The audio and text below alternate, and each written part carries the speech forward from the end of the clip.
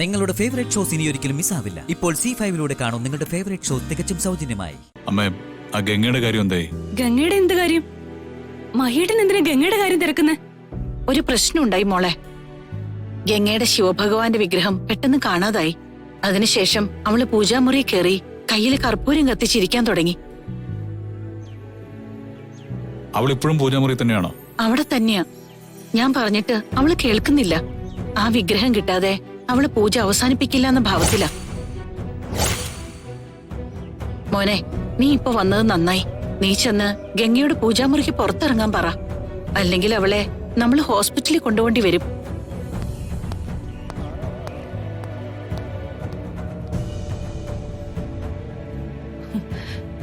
മഹിയേട്ടന്റെ ശ്രദ്ധ കിട്ടാനായി അവൾ ഇവിടെ ഓരോന്ന് കാട്ടിക്കൂട്ടുവാണല്ലോ. ഓം നമ ശിവായ, ഓം നമ ശിവായ, ഓം നമ ശിവായ, ഓം നമ ശിവായ, ഓം നമ ശിവായ, ഓം നമ ശിവായ, ഓം നമ ശിവായ, ഓം നമ ശിവായ.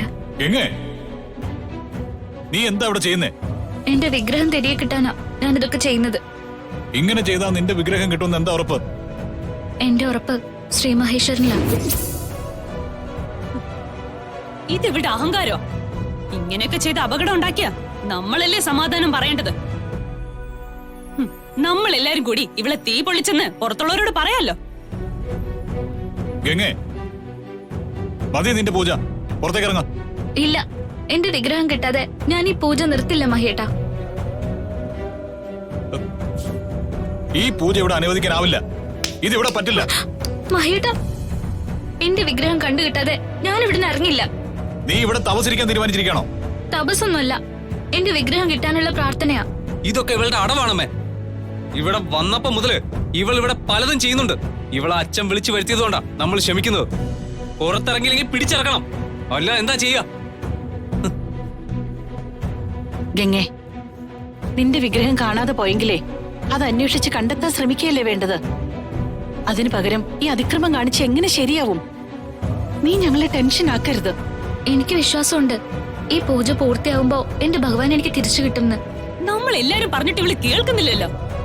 പാവം, അവളുടെ ഒരു ചെറിയ കാര്യത്തിനല്ലേ ഈ പൂജ. അവളുടെ ആഗ്രഹം ഭഗവാൻ നടത്തിക്കൊടുക്കട്ടെ കളിയാ. നിങ്ങളൊക്കെ ഏത് ലോകത്താ ജീവിക്കുന്നത്? മനുഷ്യന് ഭക്തിയാവാം, പക്ഷെ അത് അന്ധമായ ഭക്തി ആവരുത്. രേഷ്മേ, പോകാം. ഈ വിഗ്രഹങ്ങളൊക്കെ കല്ലും മണ്ണും മാത്രമാണ്. അതിൽ ശക്തി ഉണ്ടെന്ന് വിശ്വസിക്കുന്നവരോട് എനിക്ക് സഹതാപേ ഉള്ളൂ. മഹിയേട്ടാ, അരുത്, അങ്ങനെയൊന്നും പറയരുത്. നീ ഈ പരിപാടി ഇപ്പൊ തന്നെ നിർത്തി പൂജാമുറിന്ന് പുറത്തിറങ്ങിക്കോണം.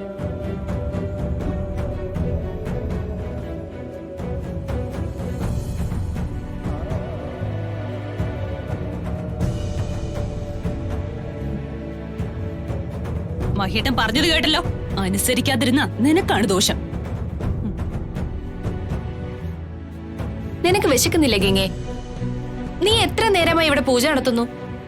ദേ, കിച്ചണിലെ സീമേച്ചി നല്ല ചിക്കൻ കറിയും കപ്പയും കരിമീനും ഒക്കെ ഉണ്ടാക്കി വെച്ചിട്ടുണ്ട്. പറഞ്ഞപ്പോ തന്നെ എന്റെ വായിൽ വെള്ളം വരുന്നു. നിനക്ക് വേണോടി? വാ. രശ്മേ, വേണ്ട. അവള് പൂജ നടത്തിയ വിഗ്രഹം കിട്ടുമെങ്കിൽ പൂജ നടത്തട്ടെ. കുറച്ചു കഴിയുമ്പോ അവൾ എല്ലാം മതിയാക്കി താനെ പുറത്തു വന്നോളും. ഡൗൺലോഡ് ചെയ്യൂ C5 ആപ്പ്. കാണൂ എല്ലാ എപ്പിസോഡുകളും സൗജന്യമായി.